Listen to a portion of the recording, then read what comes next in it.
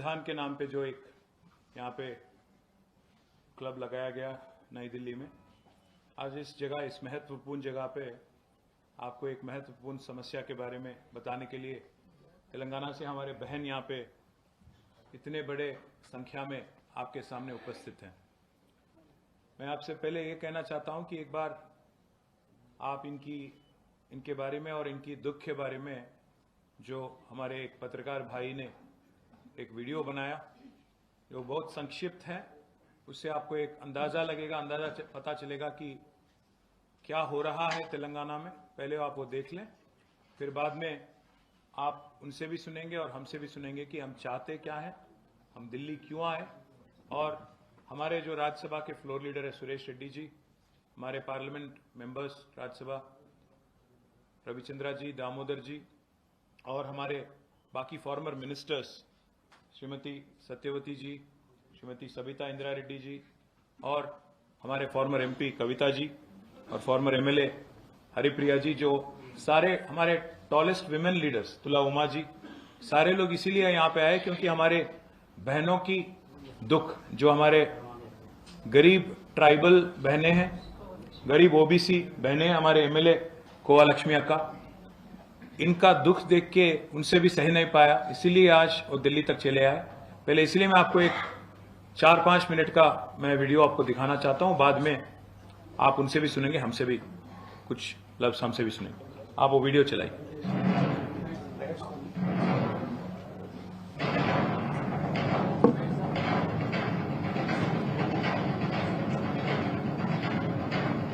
सीनू कीजिए।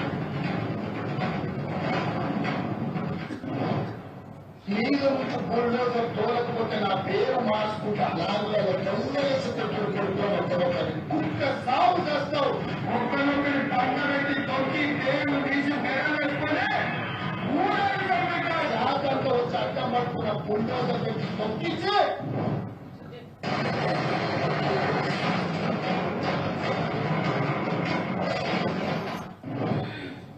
जमीन अधिकरण बिल इसलिए लाए आपको बचाने के लिए। जिस दिन मैंने जमीन अधिकरण की बात की उस दिन ये मेरे पीछे पड़ गए। कौन?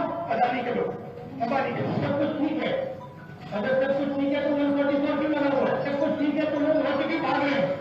हिंदुस्तान में 40-50 करोड़ रुपए कोई ऐसे फ्री में नहीं देता है। धारावी की जमीन, महाराष्ट्र के गरीब लोगों की जमीन, 1 लाख करोड़ रुपए की जमीन अपने मित्र गौतम अदानी को देना चाहते थे। तेलंगाना एक समय जनतांत्रिक लोगों के आंदोलनों का गर्व था और 2014 से 2023 तक मुख्यमंत्री केसीआर के नेतृत्व में शानदार शासन का एक रोशन उदाहरण बन चुका है।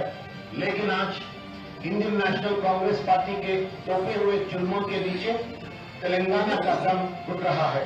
इस जुल्म के सफर का नेतृत्व श्री रेवंत रेड्डी जी कर रहे हैं, एक नेता जिन्होंने अपनी हरकतों से नए तुगलक का नाम हासिल कमा लिए हैं। पिछले 12 महीने में जब से श्री रेवंत रेड्डी जी और कांग्रेस सरकार ने तेलंगाना में सत्ता संभाली है, उनके बदलाव और उनके तरक्की के वादे सिर्फ झूठे साबित हुए हैं। उन्होंने एक ही भी चुनावी वादा पूरा नहीं किया। इसके बजाय तेलंगाना के लोग जालिम सरकार और निर्मम बुलडोजर नीति के नीचे पीसा जा रहा है। आज हम तेलंगाना का लंबारा, आदिवासी, दलित और ओबीसी यहां दिल्ली में आपके सामने खड़े हैं ताकि जुल्म के खिलाफ हमारी आवाज उठा सके और पूरा हिंदुस्तान राहुल गांधी जी और रेवंत रेड्डी जी के जुल्म के सियासत को समझे। हमारी खेती जमीनें तेलंगाना कांग्रेस सरकार के जरिए बिना हमारी रजामंदी और 2013 के भू अधिग्रहण कानून को लागू किए बगैर जबरदस्ती छीनी जा रहा है। हमें धमका दिया जा रहा है, हमें मारा जा रहा है, हमें ब्लैकमेल किया जा रहा है, हमें सलील किया जा रहा है, हमें कुचला जा रहा है। 3,000 మంది నా పండుగ ఒకరిన్నరకు పిలిచిండు, పిలిచి దాని పండుగ 30 మంది కడపకు వచ్చిండు. వచ్చి నిలబడుతున్నారు, ఎందుకు ఎన్ని ఎత్తనాలు అంత జీవో కొడుతున్నారు. ఒక్కటేంటి మా వాళ్ళు మన బుక్ జాబ్ 1,00,000 మంది జాబ్ పెడుతూ ఎవరు వచ్చినావు ఏమంటాను మన పని మీరు గుండె కొట్టుకుంటారు కదా బిడ్డ అట్లా బిడ్డ రోజు కలుసుకుంటున్నారు కలిసిండు ఆడేవాళ్ళని దొబ్బుడు ఇట్లా కలిసిండు వేసిండు కాళ్ళకి దొబ్బుడు ఇట్లా కాళ్ళతోటి ధరించి కన్నాడు సబ్స్క్రైబ్ వస్తాం కానీ ఎక్కువ భూమి ఇయ్యం మా మట్లేదు ఖరీదు ఇస్తామంటే ఆయన మొక్కల మీద కలిగి పక్కనుకున్నది ఇప్పుడు ये सब सिर्फ इसलिए किया जा रहा है ताकि एक फार्मास्यूटिकल कंपनी के लिए रास्ता साफ किया जा सके जो मुख्यमंत्री श्री रेवंत रेड्डी के दामाद और कुछ पूंजीपति इसके मालिक है। ये शासन नहीं है, ये अत्याचार है जो लोकतंत्र के पर्दे में छुपा हुआ दमन कांड है। मौजूदा तेलंगाना सरकार ने एक तरफा फैसला लेकर ప్రవీణ్ మంచుకున్నాడు నీకు చెప్పమన్నాడు కలిసిన నీ గురించి కొద్దిసేపు ఏడ్చిండు నేను మంచుకున్నాను ఏం కాదు చెప్పిన తొందరలో వస్తావు బయటకు అని చెప్పి నువ్వు ధైర్యంగా నేను కలిసిన చూసిన కాబట్టి చెప్తున్నాను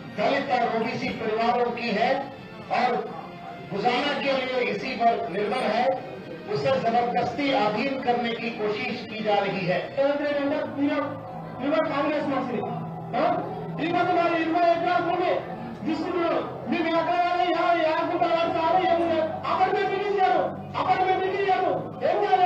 दरअसल पिछली सरकार ने पहले ही करीब 14,000 एकड़ से अधिक जमीन एक अल्ट्रा मॉडर्न फार्मासिटी बनाने के लिए कानून के तहत अधिग्रहण की और हर प्रकार की अनुमतियां भी प्राप्त की। ये किसान अपनी विरासत जमीन को बचाने के लिए पिछले 9 महीनों से लगातार विरोध कर रहे हैं और तेलंगाना के मुख्यमंत्री के बड़े भाई श्री अनुला तिरुपति रेड्डी जी ने जानकारी के आधार पर समांति माफिया तरीकों का इस्तेमाल करते हुए इन मासूमों को धमकियां दी, गाली गलौज की और किसानों को बिना किसी समझौता या मुआवजा दिए बिना अपनी पट्टा जमीनों को छोड़कर चले जाने पर मजबूर किया। ఏ విధమైనటువంటి వెనుకడు వేసే ప్రసక్తి లేదు, అక్కడ తప్పకుండా ఇండస్ట్రీస్ వస్తాయి, ఫార్మా కంపెనీ కాదు ఇంకా రకరకాల ఇండస్ట్రీలు వస్తాయి। అరెస్టులను ఖచ్చితంగా అరెస్ట్ చేయాల్సింది। 11 नवंबर 2024 को सुबह 12 बजे जिला कलेक्टर प्रतीक जैन जी और अन्य अधिकारी लगाचरला गांव आए और एक फार्मा प्रोजेक्ट के लिए जमीन पर 10 लाख प्रति एकड़ की मुआवजा के साथ अधिग्रहण करने की घोषणा कर दी।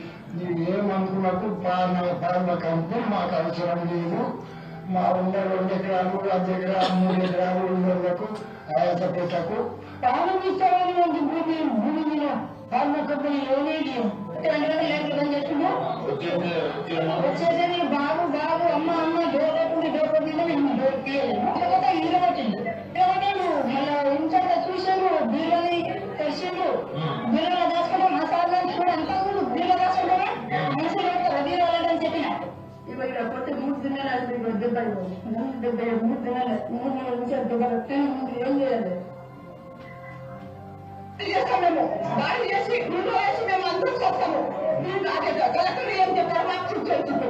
आरोप है कि ये सब मुख्यमंत्री रेवंत रेड्डी जी के दामाद के फायदे के लिए किया जा रहा है, जबकि बाजार में मूल्य प्रति एकड़ 60 से 70 लाख है।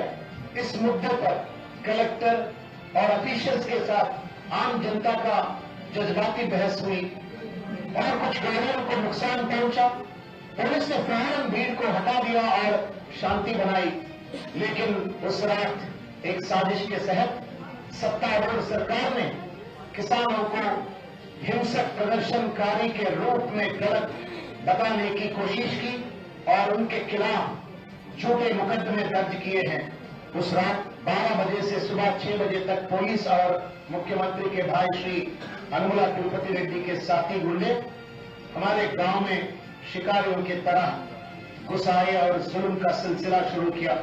पुलिस और गुंडों ने जाति के आधार पर गालियां दी और लोगों को जलील किया। महिलाओं को भी अपमानित किया गया और उनकी इज्जत पर हाथ डाला गया। మా ఆయనకైతే దర్జన తీసుకెళ్తే సార్ ఎందుకు ఇంతగానో దర్జన చేస్తున్నా మా పైన నేను ప్రెగ్నెన్సీ నాకు పెయిన్స్ వస్తున్నాయేమో చెప్పకుండా వినకుండా తీసుకెళ్ళింది మార్నింగ్ ఇంటికి అని చెప్పాడు నాకైతే నైట్ నుంచి నార్మల్ గా పెయిన్స్ వస్తుంది ఇప్పుడు డైరెక్ట్ సడన్ గా పెయిన్స్ వచ్చి ఎవరు తీసుకెళ్తారు తాత తీసుకెళ్తారా శాతనైతారా ఊళ్ళో ఎవరైనా ఉన్నారా మా అన్న తీసుకుపోయేటోళ్ళు లేకపోతే రేవంత్ అన్న పోలీస్ అని పంపిస్తారా రేవంత్ అని వస్తాడు. మా ఆయన ఉంటేనే కదా నాకు తోలుకు పోతాడు. ఇప్పుడు ఎవరు లేరు మా ఇంట్లో ప్రస్తుతం. నాకేం ఏమన్నా ఆయన చచ్చిపోతే ఎవరికైనా అడుగుతారు. మా ఆయన ఎవరికైనా అడుగుతారా? రేవంత్ రెడ్డికి అడుగుతారా? పోలీసులను అడుగుతారా? गर्भवती महिलाओं को भी धमकियां और मारपीट का शिकार बनाया गया। उनका स्वास्थ्य खतरे में है और गंभीर भी है। मर्द और औरतों को घरों से घसीटकर निकाला गया और उन्हें बेदर्दी से मारा गया। बूढ़े और बच्चे डर के मारे चुप हो गए। इंटरनेट सेवाएं और बिजली बंद कर दी ताकि एक दूसरे से किसी तरह की संपर्क ना हो सके। पूरे परिवार डर के मार अपने घरों को छोड़कर बिना खाना पीना दवाइयां जंगलों और खेतों में जा चुके। పోలీసులు రోడ్డు మీద అన్నాడంటే పొలం కట్టుకుంటున్నాం. రాత్రి అంటాలేము పగలు అంటాలేము. అక్కడ ఆ పొలంలో కమిషన్ ఉండేది కదా, ఆ సౌండ్ పొక్కడ పోయి అనుకుంటున్నాం. మొత్తం కూడా కనిపించకుండా ఇదే మా బాబు ఇదే సమస్య ఉండలేదు. బాబు తీసుకెళ్ళాను తెల్లానే ఉండదు. हमारी चीखें सरकारी तंत्र के भारी जूतों के नीचे दबा दी गई है। हमारी जिंदगी, हमारी इज्जत और हमारी अधिकारों का कुचला गया है। ये जुल्म बेदर्दी से जारी है। कांग्रेस के वरिष्ठ नेता राहुल गांधी जी ऐसा बयान देते हैं जैसे वो आदिवासी, दलित और ओबीसी के हमदर्द है। हम सभी अधिकारों बिल इसलिए लाए आपको बचाने के लिए। ये सारे के सारे मीडिया वाले मेरे पर अटैक करने शुरू कर दिए उसने। जिस दिन मैं आपको बता रहा हूं, जिस दिन मैं भट्टा पर पहुंचा उस दिन से मीडिया वाले मेरे पीछे पड़ गए।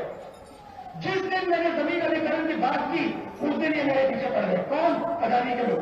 अगर सब कुछ ठीक है तो लोग अगर सब कुछ ठीक है तो लोग हाथों की भाग रहे हैं। लेकिन असल में ऐसा नहीं है। इन जुल्मों के वे ही असली जिम्मेदार है। राहुल गांधी जी देश भर में बड़ी बड़ी बयान देते हैं, मगर उनका पार्टी जिस राज्य में सत्ता में होती है वहां पर संविधान को कुचला जाता है, जनता की जिंदगियों से खिलवाड़ किया जाता है।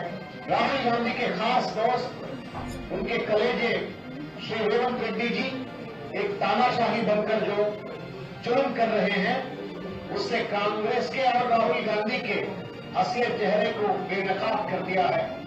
श्री रेवंत रेड्डी का तानाशाही सिर्फ यही नहीं, मूसी नदी सुंदरीकरण प्रोजेक्ट जो भारत के सबसे बड़े स्कैम्स में से एक माना जा सकता है, जिसका एस्टिमेट 1,50,000 करोड़ है।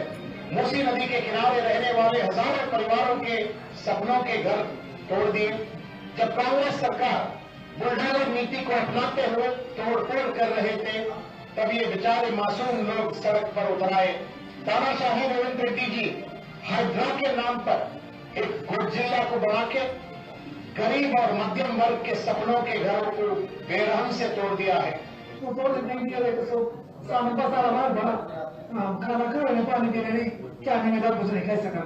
एक 8 दिन 15 दिन 1 महीने का टाइम दी। अभी सामान लेके लस्सी बैठे हुए हैं, फिर कैसा करना बोलो। गरीब लोग जाएंगे का साइकिल रिक्शा चला तुम, उसके बाद साइकिल रिक्शा यहाँ से मार देते हुए कर देते, तब 2 दिन से खाना नहीं हम लोगों को, क्या करना बोलो। रिक्शा चलाने को खा गए हम लोग अचानक को बढ़ा उनका मैंने गरीब की हालत तो तुम गरीब को बढ़ा दिए, इसीलिए कांग्रेस हुकूमत जिन दे दिया। ये लाइन ऊपर की नहीं थी, यहाँ तक पानी नहीं आ रहा था, तो आके जबरदस्ती छोड़ के सामान निकालो नहीं निकालो तो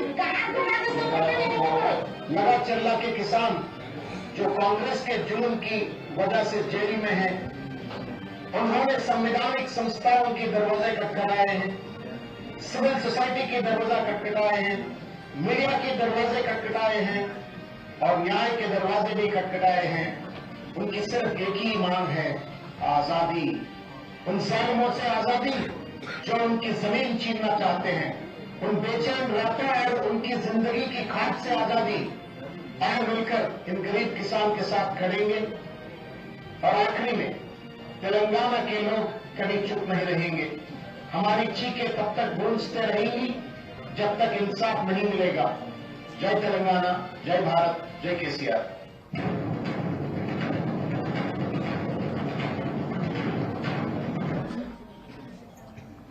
मैं हमारे बहनों को माइक देने से पहले एक चीज़ आपको दिखाना चाहता हूं।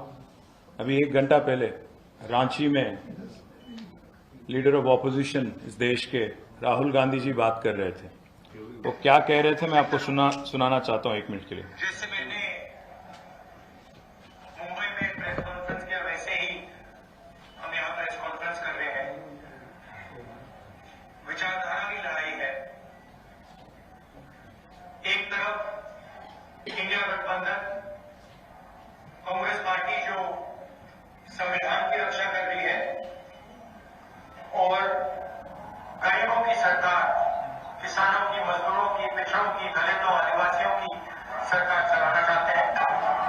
और दूसरी तरफ वही बात जो बार बार कहते हैं, किसानों के बारे में, पिछड़ों के बारे में, गरीबों के बारे में, आदिवासी के बारे में। इसलिए मैं आज राहुल जी से कहना चाहता हूं, जो भाषण अभी आपने दिया 1 घंटा पहले, मैं आपको याद दिलाना चाहता हूं। आज मैं आपको सुनाना चाहता हूं। आपने बहुत सुना दिया, तेलंगाना के जनता को भी आपने काफी कुछ सुना दिया 1 साल पहले। आज मैं आपसे कहना चाहता हूं, आप सुनिए, तेलंगाना की हमारी बहनों की आवाज सुनिए। हमारी बहन देवी जो एक ट्राइबल कम्युनिटी से हैं, कोडंगल, जो आज मुख्यमंत्री रेवंत रेड्डी का क्षेत्र है, वहां से आई हुई है, उनकी आप पहले दर्द सुनिए, फिर आप राहुल जी भाषण दें। साहब, मैं देवीबाई लगाचेटला तांडा, कुचल्लाकुटा तांडा से आया। हमारा जमीन पूरा ले रहा करके हम लोग धाड़ी कर रहा था, झगड़ा कर रहा था। हम लोग को 9 महीना से बहुत तकलीफ दे रहा है। एक भी हम लोग खाना खाएगा तो भी हम लोग को तकलीफ है। हमारा बच्चा लोग को भी तकलीफ है। कुछ काम करने को जाएगा तो भी 2 दिन आने का, 2 दिन जाने का, उधर धरना करने का। हमारा जमीन जा रहा करके हम लोग कर रहा। तो अभी ले हम रात को आके हम लोग को सबको मार के मेरा आदमी को लेके गया, मेरा छोटा लड़का को लेके गया, और मेरा लड़का, बड़ा लड़का किधर है क्या पता भी नहीं है, पता भी चल रहा नहीं, वो किधर है भी हमको पता भी नहीं चल रहा। आज से 8 दिन हो गया। हमारा बहुत तकलीफ है, हमारा बहुत तरह का है।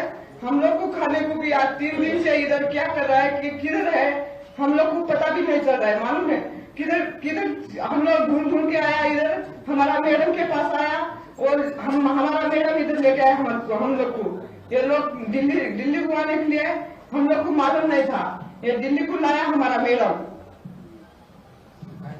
हमारे देवी के बाद अभी अब किश्ती भाई दूसरी बहनें ट्राइबल हैं और कोडंगल से ही हैं, वही लगचल्ला तांडा से हैं।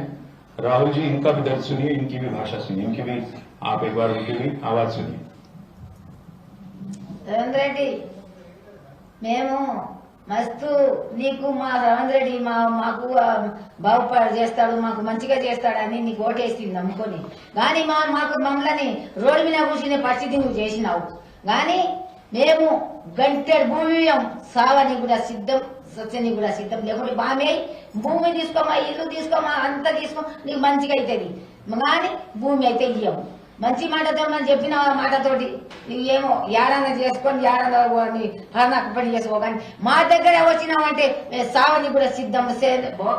9 నెలలతోటి మేము పోరాడుతున్నాము. అప్పుడు నీకు ఖ్యాల్ రాకపోయినా మీ అన్న తిరుపతి రెడ్డి వచ్చిందా, నీవు వచ్చినావా? కలెక్టర్ పోయి ఎన్నో మాటలు పోయి మేము ధర్నా చేసినాము, కలెక్టర్ కాళ్ళ పడ్డాము, మొక్కినాము, ఎన్నో లీడర్ ఇచ్చినాము. అప్పుడు మీకు తెలియపాయనా? మళ్ళా వస్తానే ఉండరు మునిమాపు 500 పోలీసు వాళ్ళని దోలి నువ్వు మా ఆడోళ్ళ మీద దాడి పెడతావా, మా సన్ల మీద సేవెట్టనికి పెడతావా, మా కుసుక వేసుకనికి పెడతావా, మా దర్వాజా దప్పనికి పెడతావా? నాకు సరిపోయిందా? నువ్వు ముఖ్యమంత్రి అంట, ముఖ్యమంత్రి ఇదే పని చేస్తాడా?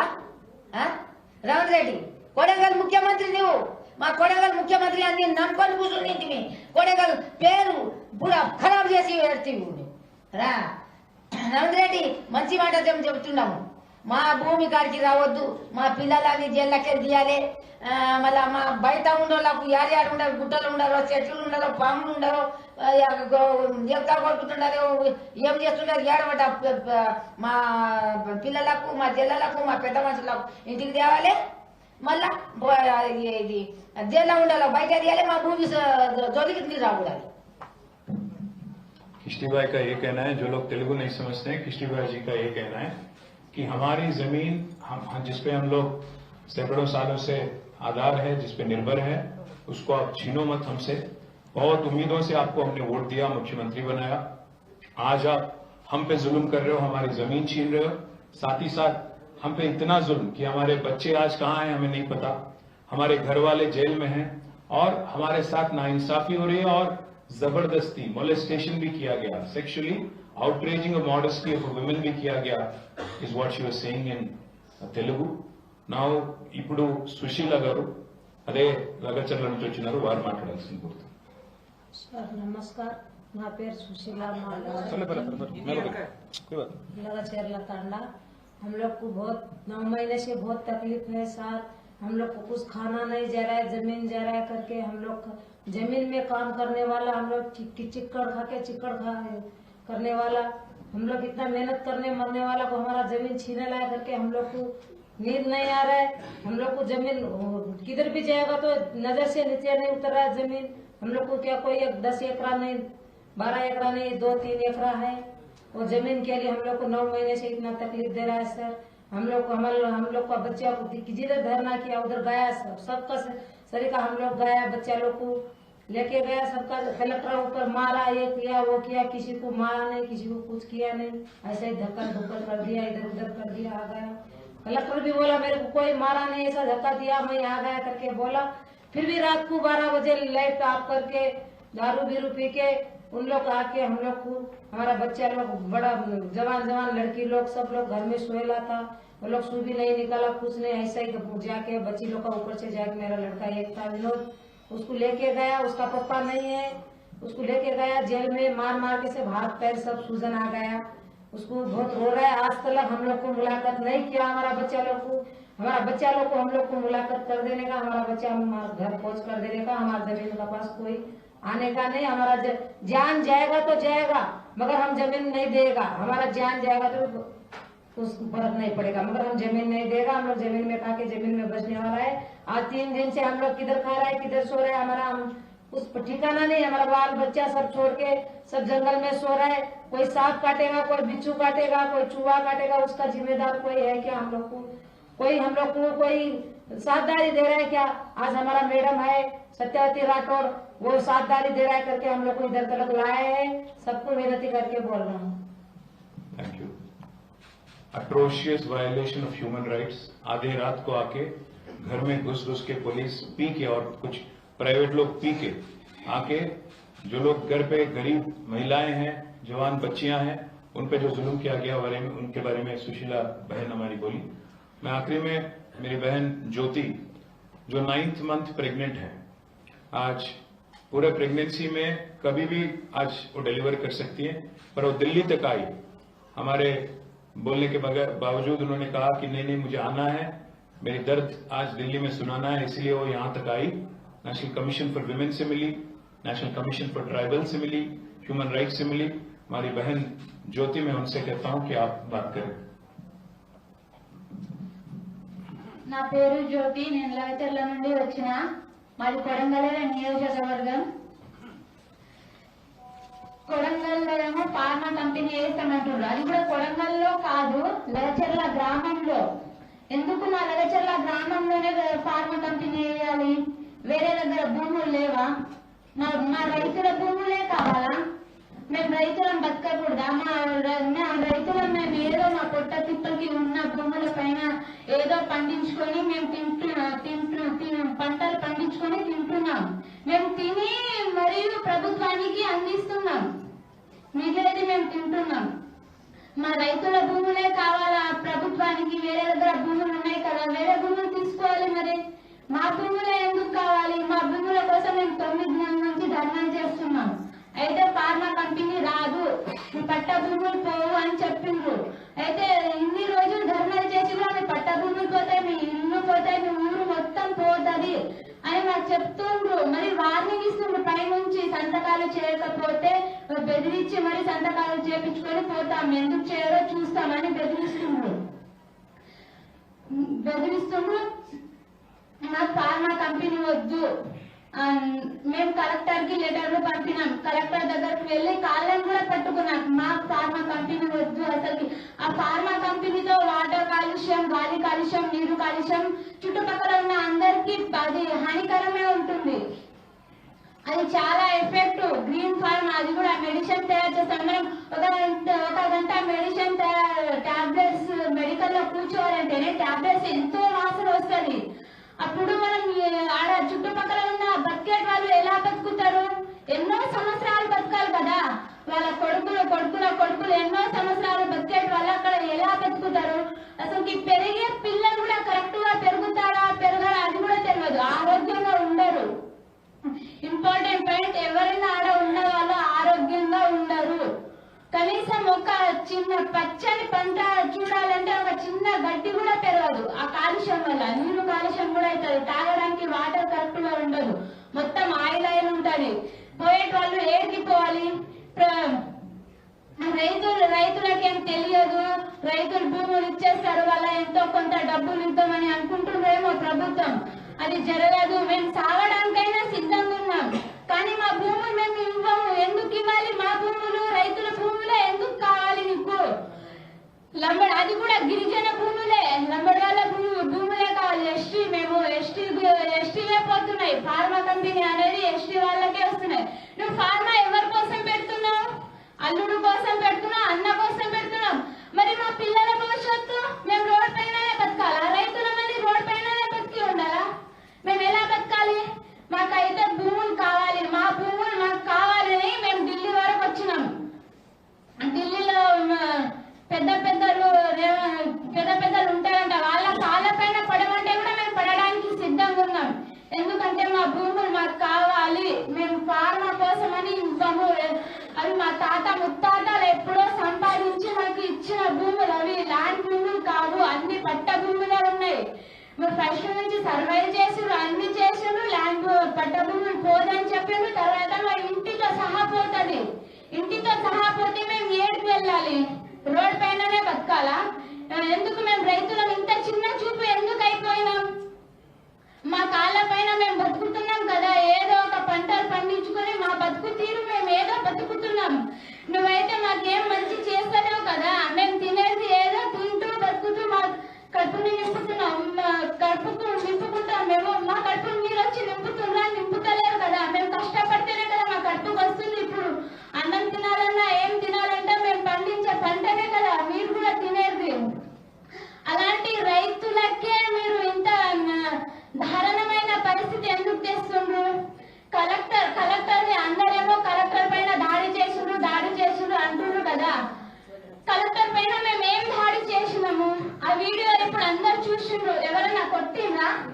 కలెక్టర్ ని అసలు ఏమైనా చేసిందా? కలెక్టర్ కూడా చెప్పేసిండ్రు, నాకు ఎవరు కొట్టలేరు, నాకు దెబ్బలేరు, ఏం చేయలేరు, రైతుల పైన కేసు పెట్టకండి, ఏం పెట్టకండి, రైతులని వదిలేయండి అని చెప్పిండు కలెక్టర్. కలెక్టర్ వచ్చేటప్పుడు ఇంపార్టెంట్ పాయింట్, కలెక్టర్ వచ్చేటప్పుడు గన్మ్యాన్స్ని తీసుకురావాలి, లేకపోతే 4 పోలీసులను తీసుకురావాలి. తిరుపతి రెడ్డి వచ్చినప్పుడు 2 బస్సులు పోలీసులు వచ్చి గేట్ పైన నిలబడ్డది. అప్పుడు కలెక్టర్ వచ్చినప్పుడు 2 పోలీసులన్నా రావాలి కదా, లేకపోతే ఐడి కార్డుతో రావాలి. వేరే ఏదన్నా డ్రెస్ చేసుకొని నార్మల్ డ్రెస్ లో వస్తే ఇప్పుడు గిరిజన వాళ్ళకి తెలుసా కలెక్టర్ అని? తెలియదు కదా. గిరిజన వాళ్ళు చదువుకున్నారా? చదువుకోలేరు. ఎందుకంటే వాళ్ళు రైతులు. ఇప్పుడు వీడికి వచ్చి మీరు కూడా అడిగింది మేము ఎవరం అంటే మీరెవరేమో ఫోటో తీస్తున్నారు అంటారు. ఇప్పుడు మీరే అడిగి చూడండి, బయటికి వెళ్ళినప్పుడు మేమెవరు అంటే ఎవరేమో మీరు ఫోటో తీస్తున్నారు అంతే అని చెప్తారు మా గిరిజనులు. ఎందుకంటే వాళ్ళు చదువుకోలేరు, ఏం చేసుకోలేరు. అప్పుడు దాడి జరిగింది అంటారు అందరు. దాడి ఎప్పుడు జరిగింది? మార్నింగ్ జరిగింది. మార్నింగ్ జరిగినప్పుడు పోలీసులు కూడా మార్నింగే కదా రావాల్సింది. మిడ్ నైట్ లో వచ్చి కరెంట్ బంద్ చేసి మరియు ఆన్లైన్ బంద్ చేసి ఆడపిల్లల పైన మిస్బిహేవ్ చేయడం, ఆడపిల్లలని దొబ్బడం, వాళ్ళని తిట్టడం, మరియు అందరు పోలీసులు తాగి రావడం ఇంపార్టెంట్ పాయింట్.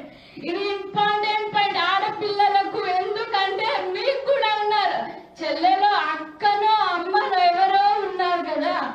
మరియు పోలీసులు తాగి వచ్చి ఆడపిల్లని ఎందుకు మిస్బిహేవ్ చేస్తారు మీరు? ఎందుకంటే రైతులు వీళ్ళు ఏం చెయ్యలేరు, వీళ్ళకి ఏం శాత కాదు, ఏం చేయలేరు అనే కదా పోలీసులు వచ్చి మిస్బిహేవ్ చేయడం. ఆడపిల్లని పోలీసులను కొట్టే హక్కు ఉందా ఈ ప్రభుత్వంలో?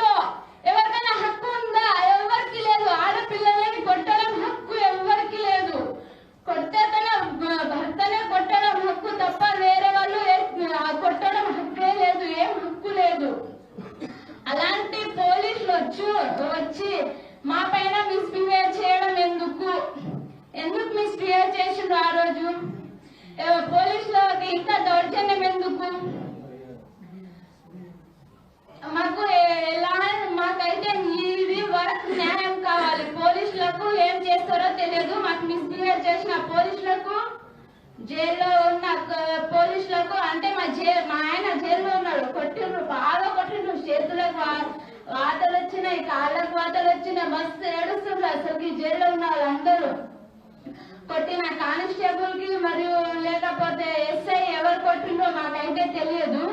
వాళ్ళ పైన కూడా కఠినమైన చర్య తీసుకోవాలి.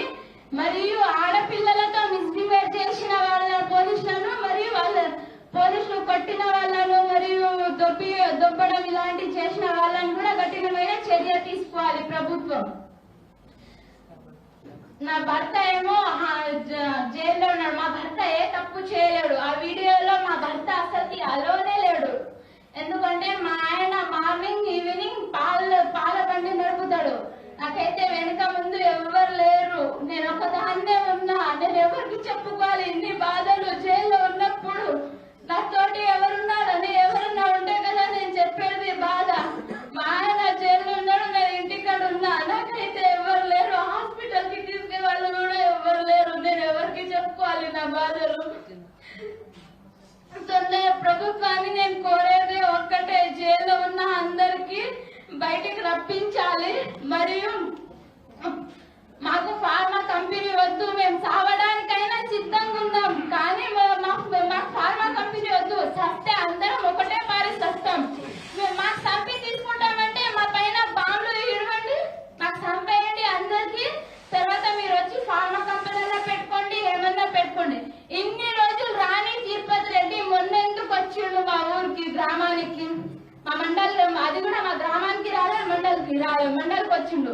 అయితే మండలికి వస్తే మీరు దుద్దాల వాళ్ళతో మీటింగ్ మీకెందుకు? వచ్చేటి వాళ్ళు లెక్చర్లకు రావాలి, లేకపోతే రోటి బియ్యం తండా, పులిచెర్లకుంట తండాకు రావాలి. తిరుపతి రెడ్డి దుద్దాలకు వచ్చి ఎందుకు ఇవ్వరో చూస్తానే, భూములు అందరు భూములు తప్పకుండా ఇవ్వాలి, మీ దగ్గర నుంచి భూములు మేము తీసుకుంటాము, గుంజుకుంటాము అంటే ఆడవాళ్ళకి వచ్చి వార్నింగ్ ఇస్తుంటాం. మీరు ఆడవాళ్ళకి వచ్చి వార్నింగ్ ఇస్తే మేము ఏం చేయాలి? ఉన్న మగవాళ్ళందరూ జైల్లో ఉన్నారు, మరి కొందరు అడవిలో ఎక్కడున్నారో అసలుకి సిచ్యువేషన్ చాలా ఘోరంగా ఉంది. మాది ఎక్కడున్నారో తెలియదు, ఏం చేస్తున్నారో, వాళ్ళు కడుపుకు అన్నం తింటుండ్రో పూట తింటలేరు, అది కూడా మాకు తెలియదు. అయినప్పుడు తిరుపతి రెడ్డి వచ్చి మీ దగ్గర మాకు భూములు కావాలి, ఎట్టి పరిస్థితులు అయినా మేము భూములు తీసుకుంటాము, ఎలా ఇవ్వరో చూస్తాం మేము కూడా అని రైతులకు బెదిరియడం ఎందుకు? చేసే వాళ్ళు మీరు డైరెక్ట్ వచ్చి ఒకసారి అడగాలి, రైతులను ఒప్పించాలి. మేము ఓకే అంటే ఓకే కదా, మాకు అడగారు, ఏం చేయరు, మా పైన దౌర్జన్యాలు. మేము సావడానికైనా సిద్ధంగా ఉన్నాం, కానీ మా భూములను మేము ఎట్టి పరిస్థితుల్లో కూడా ఇవ్వదలుచుకోలేము.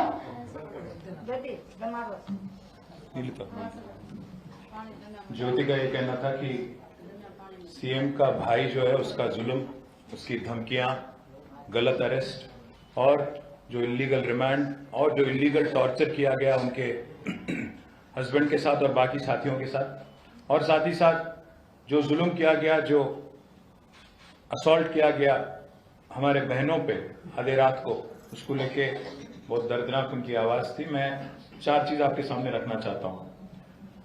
मैं थोड़ा अंग्रेजी में बोलूंगा, बाद में जैसा आप कहो, हिंदी तेलुगु जो भी है। When Manipur burns, it is news in the national capital. When a hospital in Uttar Pradesh burns, it is news.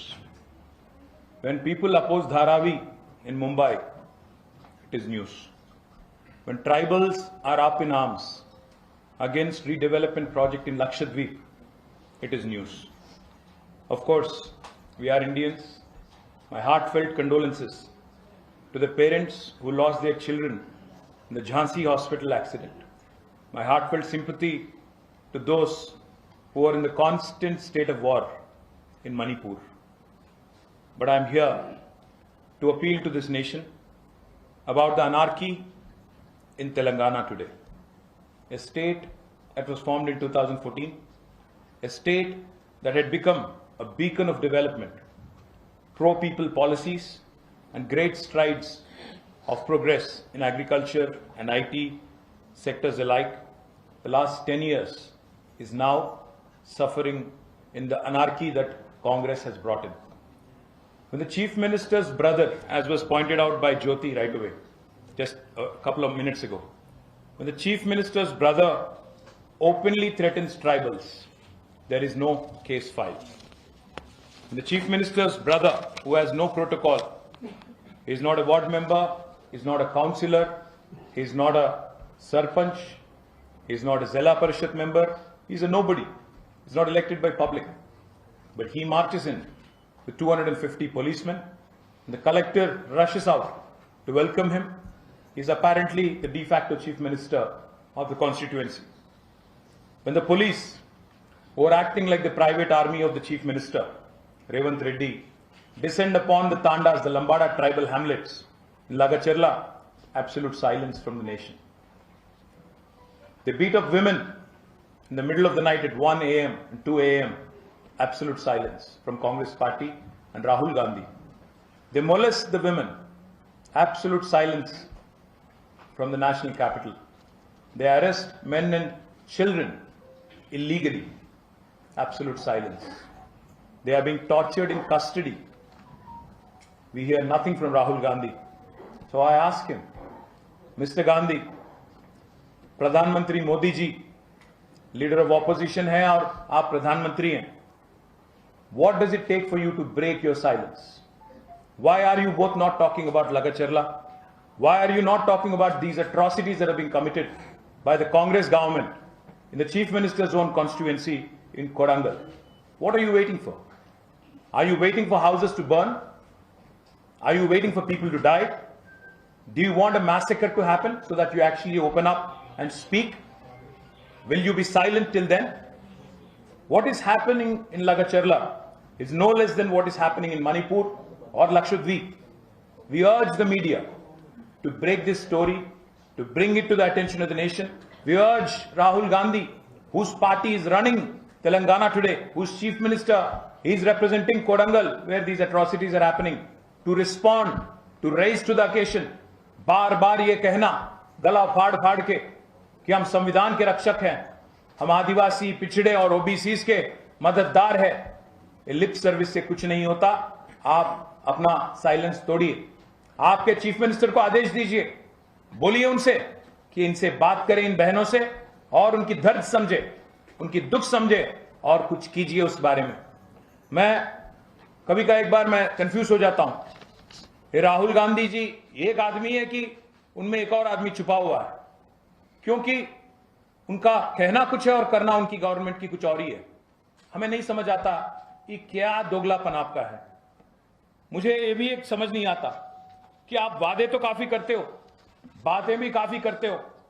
आप कह रहे थे अभी 2-4 मिनट पहले, हमने आपको वीडियो दिखाया कि जो भू अधिग्रहण एक्ट आपने लाया, उसके तहत आज हिंदुस्तान में हर गरीब को एक राहत मिलती है. पर आप यहां जो गरीब बैठे हैं उनकी दर्द समझें. वो अपनी जमीन देना नहीं चाहते क्योंकि उनकी एक एक एकड़ जमीन 60-70 लाख वाली है और आपकी गवर्नमेंट देना चाहती है 8 या 10 लाख. तो ये कहां की इंसाफ है? आपकी गवर्नमेंट क्यों नहीं बात करती? आप इतने लंबे लंबे भाषण देते हो, झारखंड में, महाराष्ट्र में अदानी के खिलाफ, अंबानी के खिलाफ, क्रोनी कैपिटलिज्म के खिलाफ. हो क्या रहा है तेलंगाना में?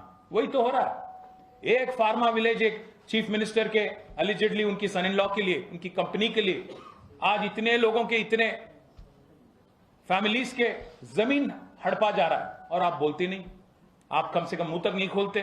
तो इसलिए हम कहना चाहते हैं, राहुल जी, खारगे जी, मोदी जी, अभी पार्लियामेंट भी सेशन में आने वाली है 25 तारीख से. मैं रिक्वेस्ट करता हूं हमारे लीडर से, सुरेश रेड्डी साहब से, राज्यसभा में आवाज उठाइए, सुनाइए इनकी दर्द और डिमांड करिए गवर्नमेंट से, गवर्नमेंट ऑफ इंडिया से और कांग्रेस पार्टी से भी कि एक स्टैंड ले इस मुद्दे पे. और राहुल गांधी जी जो एक नारा देते हैं, हाथ से हालत बदलने का जो एक नारा देते हैं, आज तेलंगाना को समझ आ गया हाथ से कैसे हालात बदल रहे हैं, कैसे अच्छे से बदतर बनते जा रहे हैं. मैं राहुल गांधी जी से साफ साफ पूछना चाहता हूं, किसके हालात आपने बदला पिछले 11 महीने में? रेवंत रेड्डी जी का हालत बदलने की कोशिश की, अदानी जी की, आपकी, आपकी पार्टी की, किसकी आपने हालात सुधरने की कोशिश की पिछले 11 महीने में? The whole of Telangana movement is based on our fight for our rights. Today, our tribal brothers and tribal sisters, our backward classes brothers and sisters, our scheduled class brothers and sisters are fighting for their rights. Why are you silent, Mr. Gandhi? Please answer my question. आज तो प्रचार तो खत्म हो गया, अब तो आपके पास कुछ समय होगा. झारखंड और महाराष्ट्र में आप बिजी थे, समझ सकते हैं. पार्टी चला रहे हो आप और खारगे जी, तो हम समझ सकते हैं कि आप बिजी थे. कम से कम अभी तो आवाज उठाइए, अभी आपके चीफ मिनिस्टर को बुलाइए, बात करिए कि आधी रात को जाके इनके घर पे अटैक करने की क्या जरूरत थी. इतनी जुल्म जमीन के लिए क्या ना कहना जुल्म है? हम जमीन नहीं देंगे ये बोलना जुल्म है? बुलाइए, बिठाइए, उनको सेटिस्फाई करिए, तब जाके जमीन लीजिए. पर ऐसे जुल्म अगर नहीं दोगे तो कुछ भी करेंगे, कुचल देंगे. ये कहां की रीत है? डेमोक्रेसी में ऐसे नहीं चलती. और मैं एक और चीज भी कहना चाहता हूं. आज हमें लगता है कि बीजेपी ऐसे एक्ट कर रही है कि उनको पता ही नहीं क्या हो रहा है तेलंगाना में. भाई मोदी जी, आप तो कहते रहते हो, बार बार कहते हो कि तेलंगाना एटीएम बन गया शाही परिवार का, तो आप क्यों नहीं एक्शन ले रहे हो? आप क्यों नहीं आवाज उठाते हो? आपकी पार्टी क्यों नहीं बोलती इस जुल्मों के बारे में, इन गरीबों के बारे में? आपकी तरफ से क्यों कोई आवाज नहीं सुनाई दे रही है? आज लोगों के घर बुलडोज किए जाते हैं तेलंगाना में. Tribal women are being molested, their modesty is being outraged. I'm not making a false accusation. You've just heard my sister, what she said. इसके बाद भी आप नई आवाज उठाएंगे? ये कहां की रीत है? वो दोनों बीजेपी और कांग्रेस इस मामले में कुछ नहीं कहेंगे. ये कहां की रीत है? तो इसीलिए मैं कहता हूं, your silence indicates that you are complicit. Modi ji, ये गलत है. अगर कांग्रेस पार्टी गलती करती है, जुल्म करती है, जिम्मेदारी ये है ऑपोजिशन में रहने के नाते हमारी और आपकी लड़ना चाहिए और आवाज उठाना चाहिए. और आपकी पार्टी तो भूल गई आपकी principle philosophy, principle word of justice. एक भी लफ्ज आज तक नहीं सुनाई दे रहा है. मैं एक और चीज भी आपको समझाना चाहता हूं. हो क्या रहा है? इतना अभी जो हमारे बहनों ने कहा, असली में क्या हो रहा है? असलियत क्या है? असलियत यह है कि जब से कांग्रेस सत्ता में आई तेलंगाना में, पिछले करीब 12 महीने में, एक साल में, जबरदस्ती की जा रही है यहां पे रेवंत रेड्डी जी की कॉन्स्टिट्यूएंसी में, कोदंगल में, जहां उनका मन बन गया कि एक फार्मा विलेज बनाना है 3000 एकड़ में. तो क्या किया उन्होंने दुदियाल मंडल में पोलेपल्ली, हकीमपेट, पुलिचरला कुंटा तांडा, आरबी तांडा और लकाचरला, ये पांचों गांवों में नोटिफिकेशन इश्यू कर दिया. 1373 एकर्स अक्वायर करने का एक फार्मा विलेज बनाने के लिए. इसके लिए उन्होंने नोटिस इश्यू किया 580 फार्मर्स को, 580 किसानों को नोटिस दे दिया, जिनके पास 632 एकड़ जमीन फिलहाल अभी है, और सेकंड फेज अलग से करेंगे. जब इन्होंने इंकार किया कि हम नहीं देंगे क्योंकि हमारी जमीन मार्केट वैल्यू उसकी 60-70 लाख है, तो हम नहीं देंगे, और हमारी ये पुश्तैनी जमीन है, हम देना नहीं चाहते क्योंकि इसी पे हमारी जिंदगी निर्भर है, हमारे बच्चे निर्भर है, इसीलिए नहीं देना चाहते हैं. तो आज उनका हालत ये है. उन पे आज अटैक किया जाता है, उनके घर वालों को अरेस्ट किया जाता है, टॉर्चर किया जाता है, और हमारे बहनों को मोलेस्ट किया जाता है. क्या ये डेमोक्रेसी है? क्या ये तरीका है डेमोक्रेसी में गरीब से पेश आने का? आप सहमत है? अगर आप कोई रईस आदमी के घर पे होता है तो आपके लिए सहमत होगा? ये आवाज नहीं उठाएंगे तब भी. इसीलिए मैं कहता हूं, पूछना चाहता हूं, इनकी गलती यही है किसानों की कि इन्होंने मना कर दिया कि हम जमीन नहीं देंगे. जब आए थे कलेक्टर और बाकी ऑफिसर पब्लिक हियरिंग के लिए, जैसा अभी हमारे बहन ज्योति ने कहा, उनको अंदाजा तक नहीं था कि कलेक्टर आए वहां पे. उनको अंदाजा तक नहीं था. कोई अफसर आए, इनको सुनाना था. तो उनकी दर्द 9 महीने वाली दर्द है. 9 महीने से ये लोग चीख रहे हैं, पुकार रहे हैं कि कोई हमारी आवाज सुने, कोई कम से कम रिस्पॉन्ड करे. कोई नहीं सुनने के तैयार है. न चीफ मिनिस्टर समय देते हैं, न इंडस्ट्रीज मिनिस्टर समय देते हैं, जिला के जो मिनिस्टर है उनके पास समय नहीं है. तो क्या करें? हड़ताल कर रहे थे, पदयात्रा कर रहे थे. 9 महीने के बाद जब कोई अफसर आ गया गांव पे तो उनके सामने प्रोटेस्ट किया. अब ये इनका गुनाह है कि जमीन नहीं देना था, प्रोटेस्ट किया, तो वही गुनाह था. इसीलिए कॉन्स्पिरेसी केस लगाया गया इन पे, हमारे गरीब बहनों पे, भाइयों पे. और आज तक 30 से ज्यादा किसानों को जेल भेज दिया गया, जहां उनकी टॉर्चर की गई, 3rd डिग्री टॉर्चर। हम खुद मिले उनसे संगारेड्डी सेंट्रल जेल में, हम खुद जाके मिले, हम हमारे बहन सत्यवती जी जाके मिले वहां पे। हमने देखा कि उनके हाथ और पैर पे काफी मार थे, काफी चोट थे। पूछा हमने उनसे, क्यों नहीं कहा अपने मजिस्ट्रेट के सामने कि आपके साथ ये जुल्म हो रहा है? तो उन्होंने कहा कि भाई अगर हम कहते मजिस्ट्रेट के सामने, हमें कहा गया कि फिर से पीटेंगे आपको और आपके घर जाके घर में घुस के आपके घर वालों को मारेंगे, तो इसीलिए हम डर गए। अब क्या करें बताइए आप? तो इसीलिए आज ये सभी हमारे बहन और जो गरीब किसान के घर वाले हैं यहां तक चले आए दिल्ली में। आज इन्होंने ह्यूमन राइट्स कमीशन से मिली, दिल्ली में आज उन्होंने नेशनल शेड्यूल्ड कास्ट कमीशन से मिली, उन्होंने मिला, और साथ ही साथ national commission on scheduled tribes उनसे भी मुलाकात हुई, और नेशनल कमीशन फॉर विमेन उनको भी अपना दर्द उन्होंने सुनाया। उम्मीद करते हैं, क्योंकि इससे पहले भी कई बार इन कमिश्नरों की तरफ से कुछ राहत मिली, उम्मीद हमें है कि फिर एक बार कुछ आस है कि कुछ जस्टिस मिलेगा। हम उम्मीद यह भी करते हैं कि केंद्र सरकार भी इस बात को गंभीरता से लेगी और कार्रवाई शुरू करेगी, और उम्मीद यह भी करते हैं कि राहुल गांधी, क्योंकि झारखंड में, महाराष्ट्र में जो भी भाषण देना था दे चुके हैं, तो राहुल गांधी जी कम से कम अब रेवंत रेड्डी को फोन लगाएंगे, बुलाएंगे और कहेंगे कि भाई इनको छोड़ो, पहले किसानों को, 30-32 लोगों को जिनको आपने जेल भेजा उनको घर भेज दो, और ये जुल्म जो है बैठ के बात करो, तफसील में समझाने की कोशिश करो। अगर इस बात से कुछ फायदा हो सकता है तो हम रिक्वेस्ट करेंगे राहुल जी से कि आप खुद चले आइए। कल हमारी बहन कह रही थी ज्योति कि राहुल जी आपने तो कहा इलेक्शन के टाइम पे कि अगर आप आवाज दो, कल तेलंगाना में कोई गरीब आवाज अगर देगा तो मैं खुद चलाऊंगा तेलंगाना। बुला रहे हैं राहुल जी को, आइए आप, कोडंगल आइए, लगचरला आइए, बैठिए हमारे बहनों के साथ, आके बैठ के उनसे बात करके तफसील में समझाइए कि क्या फायदा होगा। मुख्यमंत्री जी के जो दामाद है उनकी कंपनी के लिए जमीन देने में क्या क्या फायदा है, इनको क्या क्या फायदा मिलेगा, आप स्वयं समझाइए। अगर आप नहीं आना चाहते तो हमारे बहन रुक जाएंगे दिल्ली में, आप समय दीजिए, मिलेंगे दिल्ली में, आपके घर आएंगे, बुलाइए आप, क्योंकि दिल्ली में है वो, उपस्थित हैं, तो तैयार है आपसे मिलने को। मैं राहुल जी से रिक्वेस्ट करता हूं कि आप जो बात करते रहते हो संविधान के बारे में, गरीबों के बारे में, पिछड़ों के बारे में, ओबीसीज के बारे में, अगर उन बातों में सच्चाई है, उन बातों में सिंसियरिटी है, तो आपको रिस्पॉन्ड करना पड़ेगा, आपको आवाज उठाना पड़ेगा, आपको बुलाना पड़ेगा। आपका जो एक तानाशाही चीफ मिनिस्टर है, जो एक अनार्की चला रहा है तेलंगाना में, बुलाइए, समझाइए उनको कि तानाशाही नहीं है, ये डेमोक्रेसी है। बस मैं इतना ही कहता हूं। इन बहनों की दर्द मैं मीडिया से भी रिक्वेस्ट करूंगा, हमें हमदर्दी है मणिपुर से, हमें हमदर्दी है धारावी वालों से, हमें हमदर्दी है झांसी में जो अस्पताल में एक्सीडेंट जो हुआ, जो बच्चे गए उसमें जो बच्चे मर गए, जो इनकी मृत्यु हो गई, उनकी पेरेंट्स से हमदर्दी है।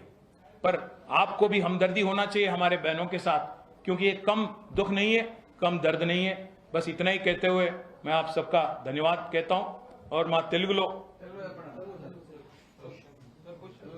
well, we'll complete questions and then come to Telugu if you don't mind. Yes. So Rishabh from Times Now, the news has just come in that BRS social media head Dilip has been arrested by the Telangana police on charges of inciting violence on social media. How do you react? Who's inciting violence in Telangana today? The chief minister's brother, who marches into tribal hamlets even when there is 144 section, and who has no constitutional role, by the way, and threatens all these tribal women. Is he inciting violence, or is a gentleman named Dilip, who was a former director of media, the digital media in the erstwhile government, inciting violence? My humble request to you, आज राहुल गांधी, फिर से मैं कहता हूं राहुल गांधी, क्योंकि राहुल जी बहुत भाषण देते रहते हैं, संविधान, फ्रीडम ऑफ स्पीच और बहुत कुछ कहते हैं। मैं उनसे रिक्वेस्ट करता हूं, बताइए आप आज सोशल मीडिया पोस्ट से क्यों डर रहे हो आप?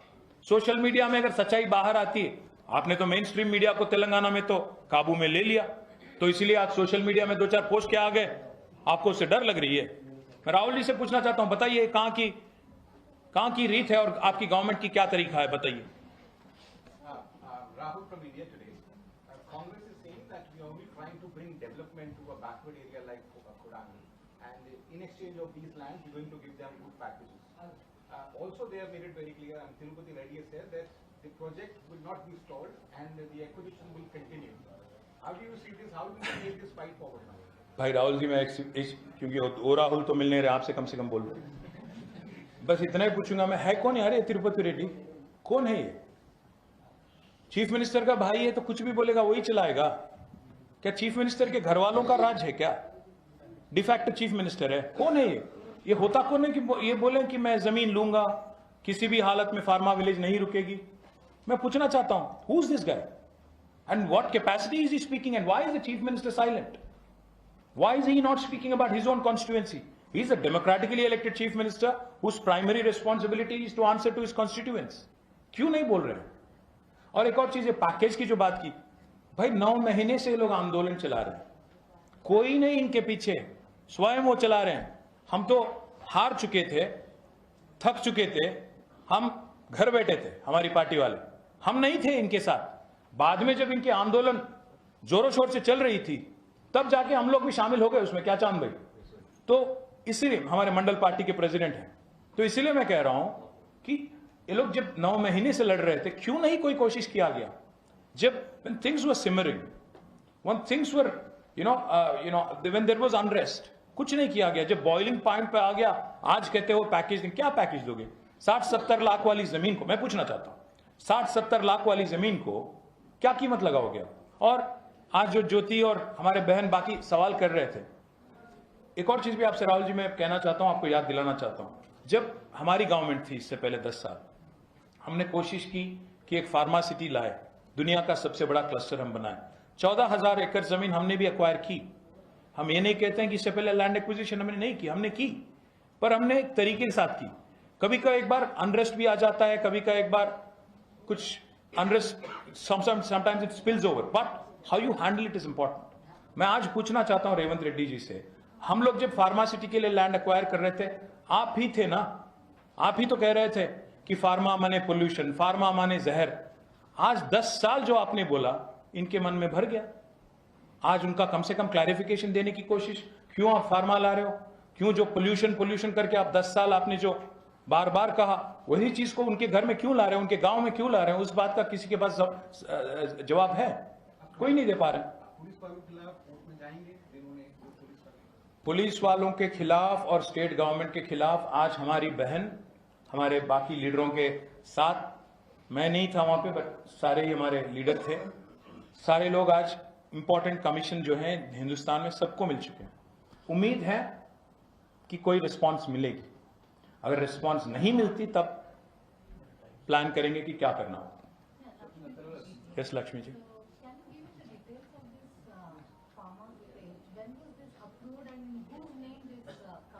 मैम,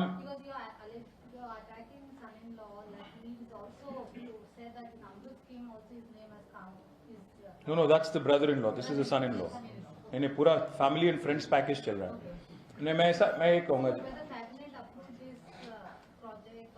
लक्ष्मी जी, हालत ये है आज तेलंगाना में कि जो भी केसीआर ने किया मुझे वो नहीं करना है. वही चीफ मिनिस्टर का पॉलिसी, कोई और पॉलिसी नहीं है.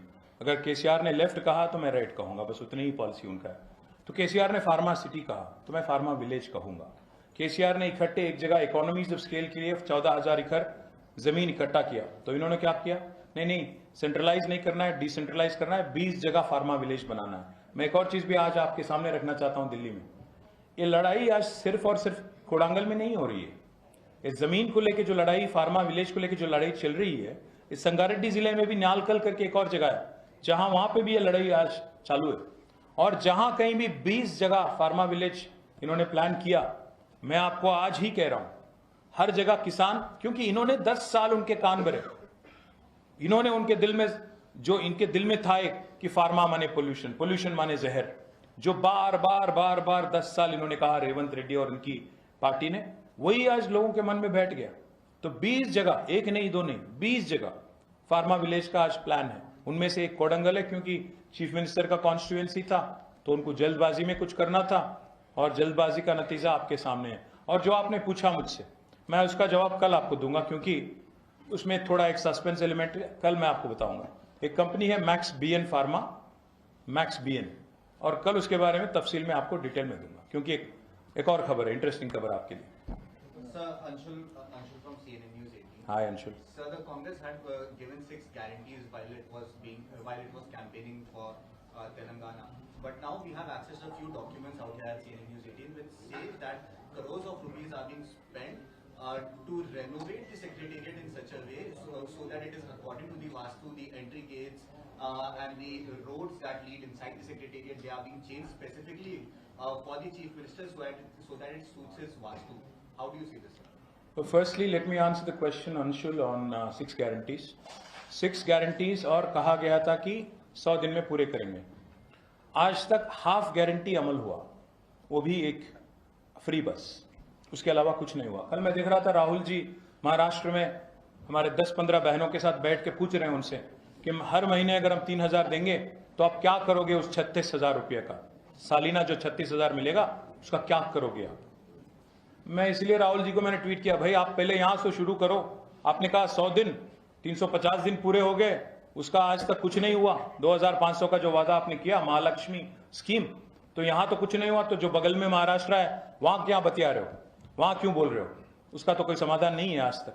मैं बस इतना ही कहूंगा अंशुल जी, कांग्रेस माहिर है, कांग्रेस माहिर है लोगों को गुमराह करने में। यही चीफ मिनिस्टर थे, इससे पहले जो ऑपोजिशन लीडर थे रेवंत, उन्होंने बार बार क्रिटिसाइज करते थे केसीआर जी को कि ये वास्तु पे बहुत ज्यादा अंधविश्वास रखते हैं, सुपरस्टिशन है, ये है वो है, बहुत कुछ बोलते थे।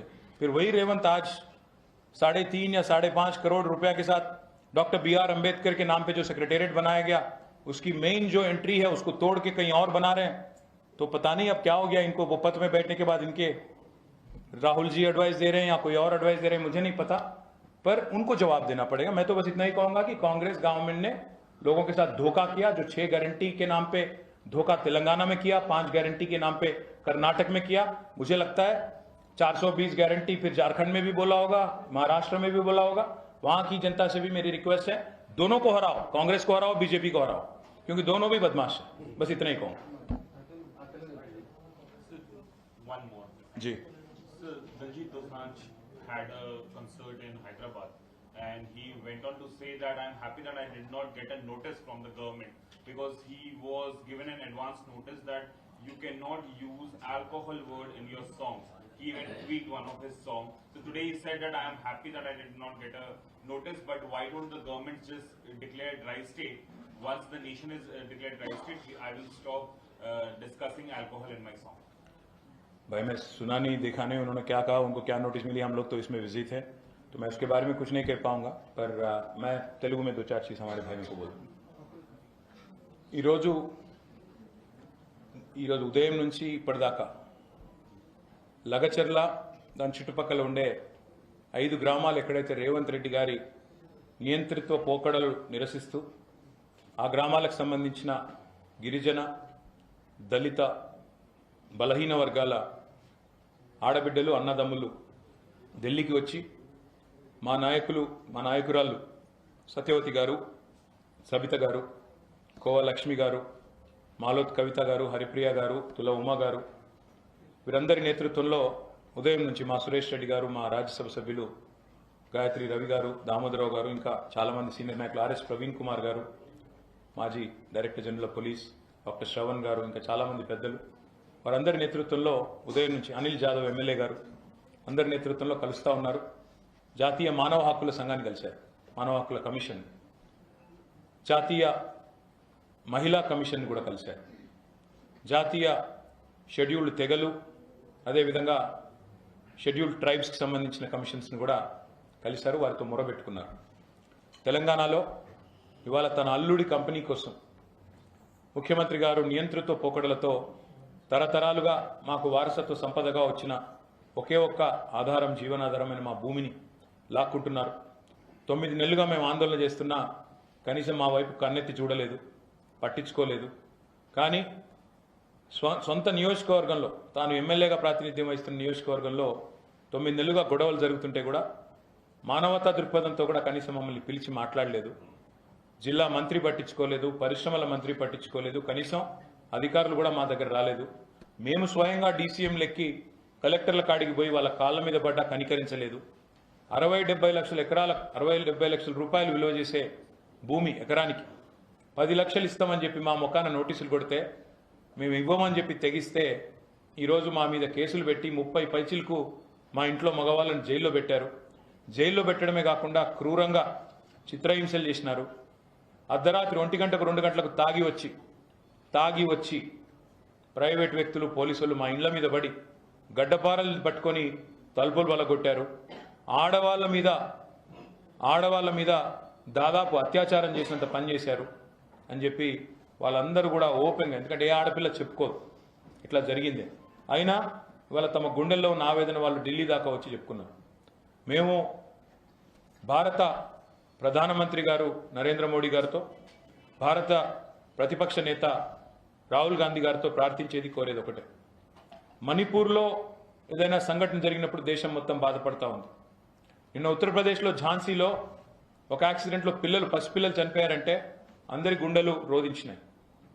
అదే మాదిరిగా లక్షద్వీప్లో అక్కడ ఆదివాసీలు తిరగబడితే అందరము బాధపడ్డాం.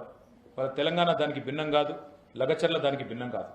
లగచర్లలో జరుగుతున్న దురాగతం, ముఖ్యమంత్రి రేవంత్ రెడ్డి నియోజకవర్గంలో జరుగుతున్న దురాగతం, వాళ్ళ అండతో పెట్టిరేగిపోతున్న వాళ్ళ మూకలు ఇస్తారా చస్తారా అన్నట్టు మెడ మీద కత్తిపెట్టి చేస్తున్న దౌర్జన్యం ఏదైతే ఉందో ఇవాళ దేశ రాజధాని ఢిల్లీలో ప్రతిధ్వనించింది. మాకు ఒకటే మా డిమాండ్, వారి తరఫున మాది ఒకటే డిమాండ్. ప్రజాస్వామ్యంలో ప్రజాస్వామిక స్ఫూర్తి ప్రకారం పనిచేయాలి, కానీ ఇదేదో నియంతృత్వంలాగా నేనేదో సామ్రాజ్యాధిపతిని చక్రవర్తిని ప్రజలు ఎన్నుకున్న వాడిని కాదు ఆకాశం నుంచి ఊడిపడ్డాను అన్నట్టు ఎవరు ప్రవర్తించినా తప్పకుండా వారికి పరాభవం తప్పదు. చక్రవర్తిని ప్రజలు ఎన్నుకున్న వాడిని కాదు ఆకాశం నుంచి ఊడిపడ్డాను అన్నట్టు ఎవరు ప్రవర్తించినా తప్పకుండా వారికి పరాభవం తప్పదు. రేవంత్ రెడ్డి కూడా దానికి అతీతుడు కాదు. రాహుల్ గాంధీని అడుగుతున్నాం, గంట కింద ఉపన్యాసం ఇస్తున్నావు జార్ఖండ్లో. మా పార్టీ ఆదివాసీలు, గిరిజనులు, పేద వర్గాలు, దళితులు, వెనుకబడ్డ తరగతులు వీళ్ళ పార్టీ మాది, వాళ్ళ కోసమే పనిచేస్తున్నాం, కాన్స్టిట్యూషన్ కాపాడుతున్నాం అంటున్నావు ఇప్పుడే గంట కిందట. ఇదేనా కాన్స్టిట్యూషన్ కాపాడే పద్ధతి? ఇదేనా రాజ్యాంగ రక్షణ? ఇదేనా పేద వర్గాల పట్ల నీకున్న ప్రేమ? ఎందుకు మణిపూర్ గురించి మాటిమాటికి మాట్లాడే రాహుల్ గాంధీ ఎందుకు కొడంగల్ గురించి మాట్లాడవు? ఎందుకు తెలంగాణ గురించి మాట్లాడవు? తెలంగాణలో ఇన్ని దురాగతాలు జరుగుతుంటే నీ ముఖ్యమంత్రిని నియంత్రించే పరిస్థితులు లేవా? ఇవాళ మా ఆడబిడ్డలు గొంతెత్తి దేవి కానీ, కిష్టిబాయి కానీ, జ్యోతి కానీ, సుశీల కానీ వాళ్ళు మాట్లాడింది నీ చెవులకు వినబడ్డం లేదా? రాహుల్ గాంధీ గారిని అడుగుతున్నాం మేము. మీరే చెప్పారు ఎలక్షన్లకు ముందు, తెలంగాణ ఎన్నికలకు ముందు, ఒక్క పిలుపునిస్తే మీ తమ్ముడిని మీ అన్నని నేను వచ్చి వాలిపోతా, మీ దగ్గరకు వస్తా అన్నావు. ఎక్కడున్నావు ఈరోజు? ఒకవేళ మీరు మహారాష్ట్రలో జార్ఖండ్లో బిజీగా ఉంటే మీరు ఎక్కడున్నారో చెప్పండి, అక్కడికే వస్తామంటున్నారు మా చెల్లెలు. వచ్చి మిమ్మల్ని కలుస్తామంటున్నారు, మీతో మొరబెట్టుకుంటామంటున్నారు. మీరు ఢిల్లీకే వచ్చేది ఉంటే ఎన్నికల ప్రచారం అయిపోయింది కాబట్టి మహారాష్ట్రలో జార్ఖండ్లో, ఢిల్లీకి వచ్చేది ఉంటే ఇక్కడే ఆగుతాం, ఢిల్లీలో సమయం ఇస్తే ఇక్కడే కలుస్తాం, మా బాధ చెప్పుకుంటాం అంటున్నారు. ఇప్పుడైనా గొంతు విప్పండి, నోరు విప్పండి. కేవలం లిప్ సర్వీస్ సరిపోదు, మాటలతోనే ప్రేమలు ప్రదర్శిస్తే సరిపోదు, మాటల్లోనే ప్రేమ కురిపిస్తే సరిపోదు, చేతల్లో కూడా చూపెట్టాలని చెప్పి కూడా కోరుతా ఉన్నారు. చివరిగా నేను చెప్పేది ఒకటే, రేవంత్ రెడ్డి అయినా, రాహుల్ గాంధీ అయినా, ప్రధానమంత్రి మోడీ అయినా, ప్రధానమంత్రి మోడీ గారిని కూడా మేము అడుగుతున్నాం. ఇవాళ మీరు మర్చిపోయినట్టున్నారు అసలు తెలంగాణ రాష్ట్రం ఈ దేశంలో ఉందని, అక్కడ కొన్ని దురాగతాలు జరిగితే వాటి మీద స్పందించాల్సిన బాధ్యత మీ పార్టీకి కూడా ఉందని మర్చిపోయినట్టే కనబడతా ఉంది. అందుకే మేము అనేది, దయచేసి రేపు పార్లమెంట్ సమావేశాల్లో మేము కూడా దీన్ని లేవనెత్తుతాం, ఈ అంశాన్ని లేవనెత్తుతాం, రాజ్యసభలో లేవనెత్తుతాం, ఇతర పార్టీలు ఏవైతున్నాయో లోక్సభలో వారిని కూడా రిక్వెస్ట్ చేస్తాం, దయచేసి అక్కడ కూడా మాట్లాడండి ఈ అంశం మీద. స్పందిస్తుంది కేంద్ర ప్రభుత్వం అని ఆశిస్తున్నాం. వాళ్ళ కలిసిన 4 కమిషన్లు వారు కూడా స్పందిస్తారని ఆశిస్తా ఉన్నాం. తప్పకుండా మా విశ్వాసం ఒకటే, ఇంకా భారతదేశంలో మీడియా రూపంలో, న్యాయస్థానాల రూపంలో ఇంకా కూడా ప్రజలకు కొంత విశ్వాసం ఉంది. మీడియా ద్వారా, న్యాయస్థానాల ద్వారా తప్పకుండా మరి బాధితులకు, ఈ పేదవారికి న్యాయం లభించాలని, వారికి తప్పకుండా వారి గొంతు ఢిల్లీలో ఏదైతే ఈరోజు వినిపించారో దాన్ని తప్పకుండా మీరు కూడా పెద్ద పెద్ద నాయకులు, పెద్ద పెద్ద అధికారులు ఎవరైతే ఉన్నారో ఈ దేశాన్ని నడిపే వాళ్ళు వాళ్ళ ద్వారా తీసుకెళ్లాలని చెప్పి కూడా కోరుతూ, మరి వారి పక్షాన బీఆర్ఎస్ నాయకులు వాళ్ళు చాలా మంది ఢిల్లీకి వచ్చారు, వారందరికీ కూడా ధన్యవాదాలు. అదేవిధంగా ఈ పోరాటంలో చివరి దాకా, అంటే వాళ్ళ కుటుంబ సభ్యులకు బెయిల్ వచ్చి జైలు నుంచి విడుదల అయ్యేదాకా, అదేవిధంగా ఈ పోరాటం ఒక అర్థవంతమైన ముగింపుకు వచ్చేదాకా మేము తప్పకుండా వారి వెంబడినే ఉంటాం. 100% ముమ్మాటికి. ఒక దగ్గర జరగట్లేదు ఈ పోరాటం. కొడంగల్లో, సంగారెడ్డి జిల్లా న్యాల్కల్లో కూడా జరుగుతూ ఉంది. ఇంకా 20 ఫార్మా విలేజ్లు ఎక్కడెక్కడైతే వీరు ప్రతిపాదిస్తున్నారో అక్కడక్కడ ఇప్పటికీ గొడవలు జరుగుతూ ఉన్నాయి. నిన్నగాక మొన్న సబితక్క కాన్స్టిట్యున్సీలో అనవసరంగా వేస్తున్న ఒక 340 ఫీట్ల రేడియల్ రోడ్ మీద అక్కడ రైతులు తిరగబడ్డారు. RRR ఆ రైతులు అక్కడ భువనగిరిలో, ఆలేరులో, మునుగోడులో అక్కడ రైతులు ఆక్రోశిస్తున్నారు. వీళ్ళందరితో కూడా కూర్చొని మాట్లాడాల్సిన ప్రభుత్వం నిశ్చేష్టులై చూస్తూ ఉన్నది, నిష్క్రియాపరంగా ఉన్నది. తప్పకుండా వారు స్పందించాలి. ఇకనైనా ముందుకు రావాలని కోరుతాం. బీఆర్ఎస్ ప్రభుత్వ ఆయనలో కానీ ప్రత్యేకించి కేసీఆర్ కానీ మీరు కానీ అభివృద్ధికి సంబంధించి పెట్టుబడుల విషయంలో పెద్ద ఎత్తున కృషి చేశారు. దాన్ని ఎవరు తప్పట్టలేదు. అదే సందర్భంలో ఫార్మాసిటీ పేరుతోటి తెలంగాణ అభివృద్ధికి కూడా మీరు ఒక ప్రయత్నం చేశారు. అలాంటి మీరు ఇప్పుడు ఫార్మా విలేజ్ వచ్చేదాన్ని వ్యతిరేకించడం. ఫార్మా విలేజ్కి మేము వ్యతిరేకమని మేము చెప్పడం లేదు. మీరు ఒకటి జాగ్రత్తగా వినండి. ఫార్మా సిటీ కోసం ఆ రోజు భూములు సేకరిస్తున్నప్పుడు ఇదే కాంగ్రెస్ పార్టీ వాళ్ళు, ఇదే రేవంత్ రెడ్డి గారు ఇచ్చిన స్పీచ్లు నేను మీకు పంపిస్తాను. వెంకటరెడ్డి గారు, ఈరోజు మంత్రిగా ఉన్న వెంకటరెడ్డి గారు, రేవంత్ రెడ్డి గారు, మల్రెడ్డి రంగారెడ్డి గారు, కోదండరెడ్డి గారు, ఒక్కరు కాదండి, బట్టి విక్రమార్క గారు, సీతక్క గారు, ఒక్కసారి కాదు పలుమార్లు కందుకూరులో, యాచారంలో విస్తృతంగా పర్యటించి ప్రజల్ని రెచ్చగొట్టి ఫార్మా అంటేనే కాలుష్యం, ఫార్మా అంటేనే విషం అని జనం మనసులో విషం నింపిందే వారు. దానివల్ల ఏం జరిగింది ఈరోజు? సరే, మాకు 8 ఏళ్ళు పట్టింది ఫార్మాసిటీ కోసం ల్యాండ్ ఎక్వైర్ చేయడానికి. అయినప్పటికీ ఒప్పించి మెప్పించి మొత్తానికి 14,000 ఎకరాలు సేకరించి అక్కడ ఉండే పేదవారికి కూడా ఒక విశ్వాసాన్ని కల్పించి చివరికి కేంద్ర స్థాయిలో ఇక్కడ ఉండే మినిస్ట్రీ ఆఫ్ ఎన్వైరన్మెంట్ ఫారెస్ట్ కూడా ఎన్వైరన్మెంట్ క్లియరెన్స్ కూడా సాధించాం. ఒక ఫౌండేషన్ వేసి ముందుకు పోవాల్సింది. దాన్ని మేము ఎలక్షన్లు ఉన్నాయి, ఇప్పుడు అనవసరంగా ఈ టైంలో మళ్ళీ పొలిటిసైజ్ చేస్తారు, రాజకీయం చేస్తారనే పక్కకు పెట్టాం. ఈరోజు అక్కడికి వచ్చి అదే 14,000 ఎకరాల్లో ఫ్యూచర్ సిటీ అని, AI సిటీ అని, ఇంకేదో పేరు పెట్టారు, 4th సిటీ అని రియల్ ఎస్టేట్ చేస్తున్నారు ఒకవైపు. రెండోది ఏం చేస్తున్నారు? Pharma village. KCR pharma city అన్నారు కదా, ఆయన ఆనవాళ్ళు ఉండొద్దు కదా, దాన్ని రద్దు చేసి ఫార్మా విలేజ్. కొడంగల్లో ఇవాళ రైతులు ఏమడుతున్నారు? ఇప్పుడు అమ్మాయి ఏమడిగింది? నువ్వే చెప్తావు కదా ఫార్మా అంటే విషయం అని. రేవంత్ రెడ్డి చెప్పినాడు కదా, మరి వాళ్ళు ఎమ్మెల్యే, ఆయన వచ్చి చెప్పాలి కదా, లేదమ్మా ఆ రోజు నేను తప్పు చెప్పాను, తప్పుడు కూతలు కూశాను, నేను రాజకీయం కోసం అబద్ధాలు చెప్పాను, ఈ రోజు నేను చెప్తున్నాను, ఈరోజు నేను చెప్పేది నిజం, నన్ను నమ్ము అని లగిచర్లకు వచ్చి మాట్లాడమనండి. ఎమ్మెల్యే కాదా? 9 నెలల నుంచి టైం లేదా? వచ్చి మాట్లాడమనండి. మేము అభివృద్ధికి వ్యతిరేకం కాదు, కానీ ప్రజల మీద దౌర్జన్యపూరితంగా, అంటే నువ్వు భూమి ఇవ్వకపోతే నేను తొక్కుతాం. ఎవడండి తిరుపతి రెడ్డి? అడ్రస్ లేని గొట్టంగాడు వచ్చి ఇది ఆగదు, ఫార్మా ఆగదు. నువ్వెవడివి చెప్పడానికి? నీకేం హక్కు ఉంది? ఇష్టారీతిన ఇవాళ ప్రజల మీద జులుం చేయడానికి ఎవరైనా, అది దానికి వ్యతిరేకంగా ఉన్నాం. ముఖ్యమంత్రి ఎందుకు పిలవట్లేదు? ముఖ్యమంత్రి ఇవాళ ఆయన కాన్స్టిట్యున్సీ రగిలిపోతుంటే, రోమ్ నగరం తగలబడుతుంటే ఆయన ఎవరో ఫిడేల్ వాయించినట్టు ఈయన మహారాష్ట్రలో ప్రచారం చేస్తాడా? ఆయనకి కనీసం కాన్షియస్నెస్ లేదా? హృదయం లేదా? అది మేము అడిగేది. ఎందుకు? ఇప్పుడు మల్లన్న సాగర్లో మీకు గుర్తు చేసుకోండి, మేము భూసేకరణ చేస్తుంటే ముత్యం రెడ్డి గారు అని ఒక RDO మీద అక్కడ ప్రజలు కోపంలో పోయి ఆయన మీద పెట్రోల్ పోసారు, కానీ మేము కేసు పెట్టలేదు. ఎందుకంటే ఆవేశాలకు లోనవుతారు ప్రజలు. ప్రాజెక్ట్ యొక్క విలువ వారికి ఎక్స్ప్లెయిన్ చేసి, ఇవాళ ఇదే ముఖ్యమంత్రి కదా కాళేశ్వరం కొట్టుకుపోయింది అన్నాడు, మళ్ళీ అదే మల్లన్న సాగర్ నుంచి నీళ్ళు తెచ్చుకుంటున్నాడు. అందుకే నేను చెప్పేది ఏమంటే, ఏదైనా ప్రాజెక్ట్ నిజంగా జాతి ప్రయోజనాలకు సంబంధించి, విస్తృత ప్రయోజనాలకు సంబంధించిన ప్రాజెక్ట్ వస్తే ప్రజలను ఒప్పించి మెప్పించి వారి మనసు గెలిచి చివరి తెచ్చుకోవాలి. అదే మల్లన్న సాగర్ ముంపు గ్రామాల్లో మొన్న మా హరీష్ రావు గారు అన్నాడు ఇరిగేషన్ మినిస్టర్గా, ఒకసారి కాదు 100 సార్లు వాళ్ళతో మాట్లాడారు. కాబట్టి మొన్న అదే మల్లన్న సాగర్ ముంపు గ్రామాల్లో మాకు మెజారిటీ వచ్చింది మొన్న శాసనసభ ఎన్నికల్లో. ఎందుకు? మేము ప్రజల మనసు గెలుచుకున్నాం కాబట్టి. అది తరీకా. ఇదేం పద్ధతి? ఇంటికి పోయి అర్ధరాత్రి ఇండ్ల మీద పడి తలుపులు పగలగొట్టి వాళ్ళని, ఆడవాళ్ళని చూడకుండా ఇష్టం వచ్చినట్టు వ్యవహారం చేసి తాగిపోయి, ఇది ఎక్కడ పద్ధతి? ఇది రాజ్యాంగబద్ధమనా? ఇది న్యాయమా? ఇదే మరి ఒక రాజకీయ నాయకుడు ఇంటి మీదకి పోతే ఇట్లాగే ఊరుకుంటారా? ఈ రోజుకి రేవంత్ రెడ్డి మొత్తుకుంటా ఉంటాడు కదా, నన్ను 3 గంటలకు వచ్చి అరెస్ట్ చేశారు అంటే, నీకు జరిగితే ఒకటి, వాళ్ళ మా ఆడబిడ్డలకు జరిగితే తప్పు ఇంకోట పద్ధతేనా? అది మా అభ్యంతరం. అయ్యా నేను ఇప్పుడు మళ్ళీ చెప్తున్నా మీకు, 5 ఏళ్ళు. సరే, అది రిమాండ్ రిపోర్ట్ కాదు, రేవంత్ రెడ్డి డిమాండ్ రిపోర్ట్.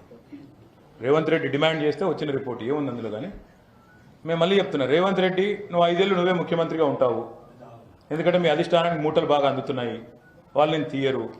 నీకంటే మూటలు బాగా ఇచ్చేవాడు, బ్యాగులు మోసేవాడు, ఇంకా అంత ఎక్స్పీరియన్స్ ఉన్నాడు లేడు. కాబట్టి మరి ఏం చేయాలి? ఖచ్చితంగా నువ్వే ఉంటావు. నీకు నెంబర్ ఉంది, ప్రజాస్వామ్యం, మేము ఒప్పుకుంటాం. నువ్వే ముఖ్యమంత్రి ఉండు, కాంగ్రెస్ 5 ఏళ్ళు ఉండని, మాకు అభ్యంతరం లేదు. నిన్ను అస్థిరపరచాల్సిన అవసరం మాకు లేదు. ఎందుకంటే 5 ఏళ్ళు నువ్వే ఉంటే నెక్స్ట్ 10 years మేమే ఉంటాం, మాకు కూడా తెలుసు. నిన్ను అస్థిరపరిస్తే మాకే నష్టం. కాబట్టి ఆ ప్రయత్నం మేము చేయబోము. నువ్వు వీళ్ళ కష్టం విను, మా సంగతి తర్వాత. 30 మంది పైచిలకు రైతులు ఇవాళ అరెస్ట్ అయ్యి జైళ్లలో మగ్గుతున్నారు. మేము పోయి స్వయంగా చూసాం, వాళ్ళని కొట్టారు, విచ్చలవిడి కొట్టారు, చిత్రహింసలు పెట్టారు. దానికి క్షమాపణ చెప్పు.